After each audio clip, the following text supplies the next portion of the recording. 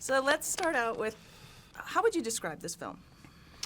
Well, funnily enough, it sort of defies genres in a way, but for other people, I suppose it would fit right in the center of some of that. But, I mean, we call it a comedy, but it's based on a very serious situation and a real situation, and a set of decisions that were made in the 1970s after the first Middle East oil embargo that essentially crippled America's future and puts us in the situation that we're in now, and it amuses me in the strangest way that Shane Black would think that's something to do a comedy about, But, it has all of the great things. It's a noir film, it's a detective film, it's like an anti-buddy movie. It has all of these different things that it alludes to.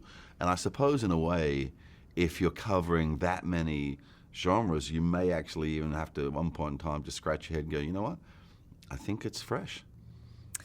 And tell us about who you play and a little bit about him.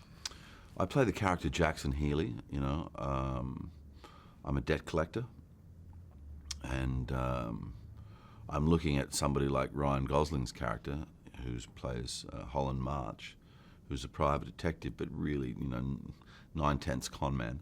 And I'm looking at that guy thinking, if I had ambition and aspiration, I might rise to that level of bottom feeder one day. And you and Ryan have this great chemistry on screen. Did you see that from the beginning? Was that something, because you haven't worked together before? How did that we hadn't worked together before, but we'd talked and we'd met.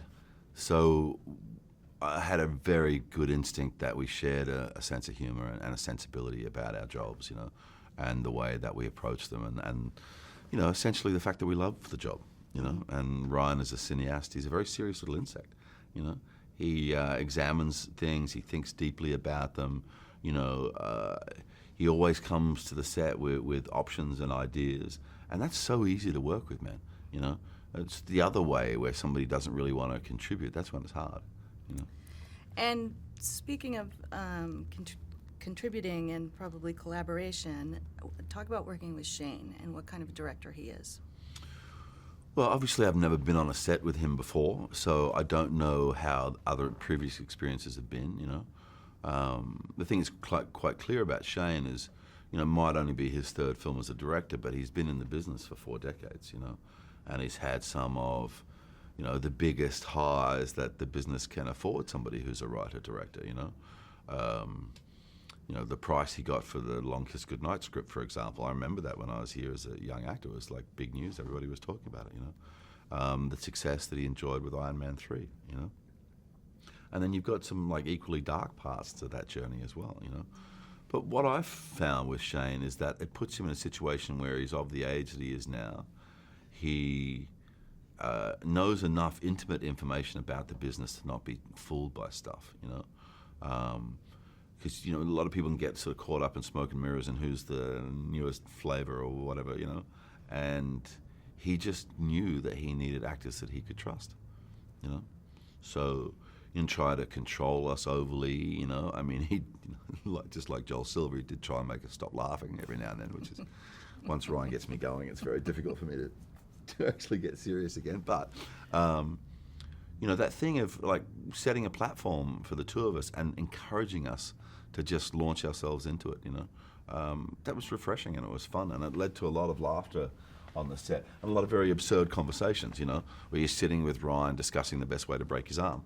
I mean, it's sort of, I really enjoyed working with Shane, He's a very complicated fella, and that's of great interest rather than a negative as far as I'm concerned, And I think that's what attracted me really to the script, because it has a density in the narrative that I just simply would not expect, from contemporary comedy. Yeah.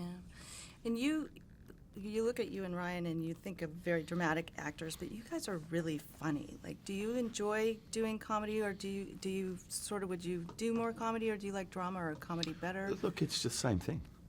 Yeah. Same thing for me. I've got to learn lines. I've got to learn choreography.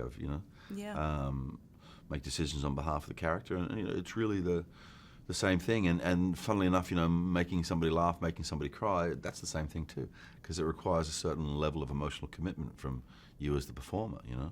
And I think that's where Ryan and I really actually click, you know, we're listeners and observers, you know, and we have a certain sensitivity. So when we're in the middle of a groove, you know, I don't have to look at him to know that he's about to say something more than the line of dialogue was. I can just feel it.